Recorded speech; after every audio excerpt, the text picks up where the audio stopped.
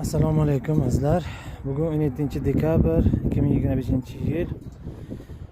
Xudo xohlasa Buxoro Umra jamiyati xodimlari yana aeroportga kelganmiz.